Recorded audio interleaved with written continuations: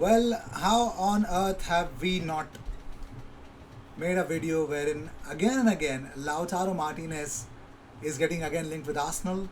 But not only that, three Portsmouth players have been released because of their racist vile comments on Bukayo Saka.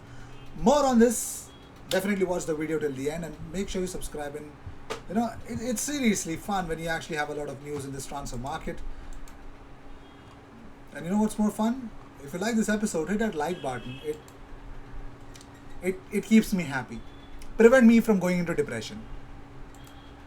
Moving on, so the first news that we have is that Ross County are closing in on a deal to sign Harry Clarke on loan from Arsenal.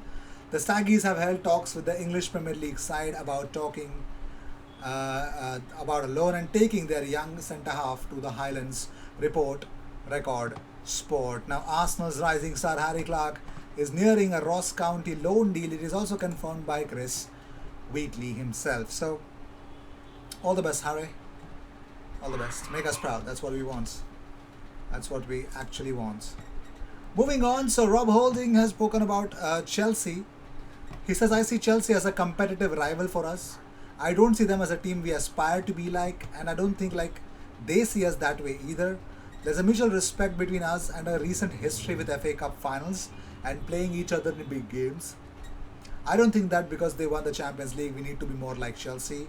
Our results and league position need to improve, of course, but we play each other. It's competitive. When we were playing each other, when we were playing every 3 or 4 days and had no crowd, going again in front of an empty stadium, it did feel like a slog. With fans coming back now, it's crazy how different it feels, how much more energy there is on the pitch. So Rob has a point there. Moving on, Mark Overmars has spoken about Andre Onana. He says, not sure if we'll get to a deal with Lyon. There hasn't been contact for a week. Another club was also interested, but they already got another goalkeeper. Milan? Roma. Arsenal were also was also mentioned, but I haven't had any contact with them. So it's completely official. No offer at all. No contact at all. From Arsenal to Onana. I'm pretty much sure everyone is going to go for Onana after November or January. In January, I guess. Let's see if that's going to happen or not.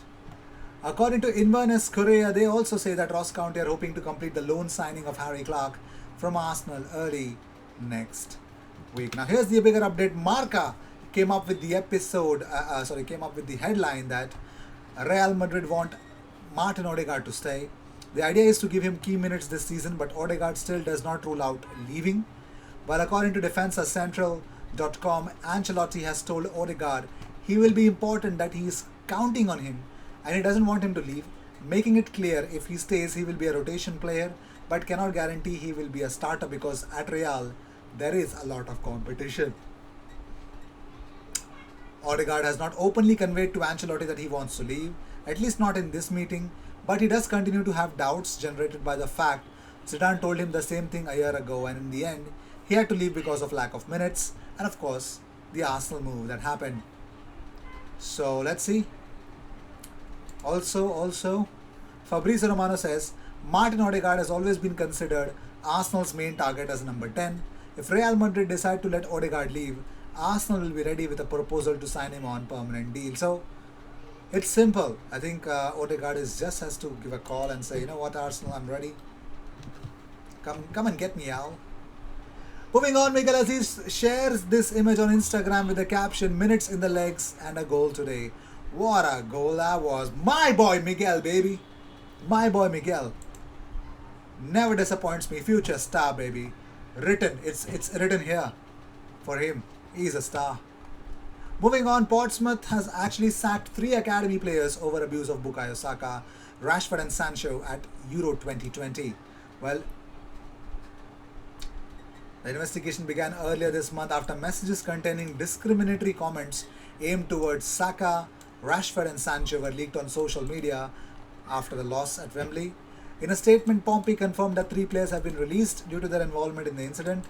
Portsmouth, the club official statement was, Portsmouth Football Club can confirm that the investigation and subsequent disciplinary process into discriminatory messages that originated from an academy under 18 private group chat has now concluded. Under 18 kids are abusing.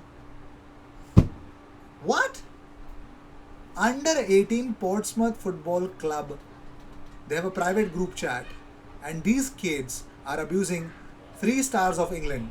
They themselves are going to be future English stars, I hope so. And they're seniors, they're models, they're abusing them. Oh my God.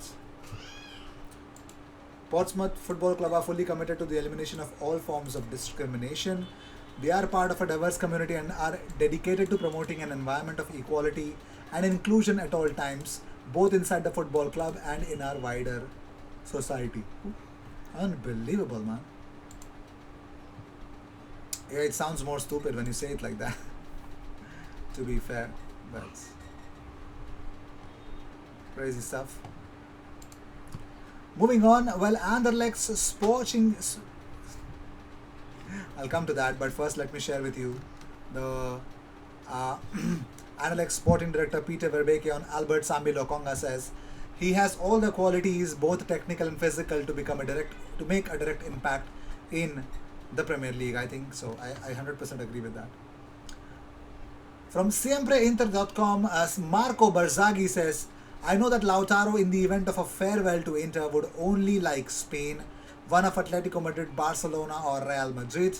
He does not want England. The Arsenal hypothesis is not taken into consideration by the Argentine.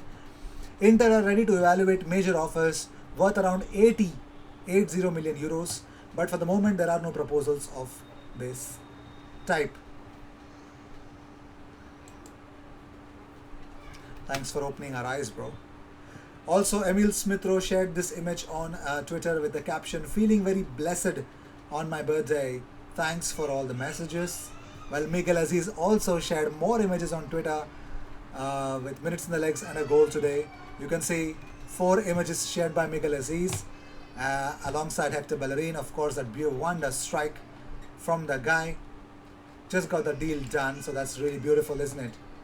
Moving on, so before moving on forwards, I got the official payment breakdown from Brighton Hove and Albion Football Club stats, kind of BHAFC stats, is an account on Twitter. They have said that they've actually heard the Duncan Castle's podcast. They say that 30 million to be paid within the first 12 months, 20 million to be paid in 10 million pounds future installments every season, plus 5 million in potential additional payments depending both on player and club achievements. No mention of a future sell-on clause. Add-ons could rise to above 5 million pounds. Ben White has signed a 4-year deal worth around 6 million pounds per calendar year, which amounts to 115k to 120k a week. And also, in a further tweet, Duncan Castle has mentioned a 10% sell-on clause, not discussed in the podcast, on top of this deal for Ben White. So, nothing on the podcast, but yes, you can hear it out. So, that is the update about Benjamin White. Moving on, so Daniel Longo comes up with the Bellerin update. Yes, he has actually thought to enlighten us about exactly what is Bellerin's agent doing, and hopefully we are going to get the answers that we are looking for at the moment. So here's Bellerin's agent. It looks like, according to Daniel Longo, agent of Bellerin in London, to convince Arsenal to open for sale on loan with the option to buy. Inter still interested in the situation. Well, that is the update. So Chris Wheatley has named, according to him, what will be the price tag for Martin Odegaard. So someone asked, how much do you think Real Madrid will ask for him? He says around 35 million pounds. I doubt that. I think they're gonna go for 45, man. 40-45 is what they're gonna ask, and I'm pretty much sure they're gonna get what they want. They got a lot for Varane, for someone who's actually entering his final year of his contract.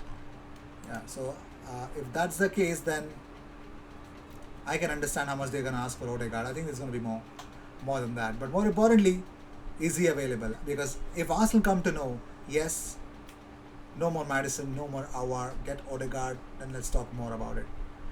So with this, I'd like to end this episode. Thank you so much for tuning in. If you seek daily Arsenal content, best place to be, consider subscribing. I will see you in the next one. Cheers.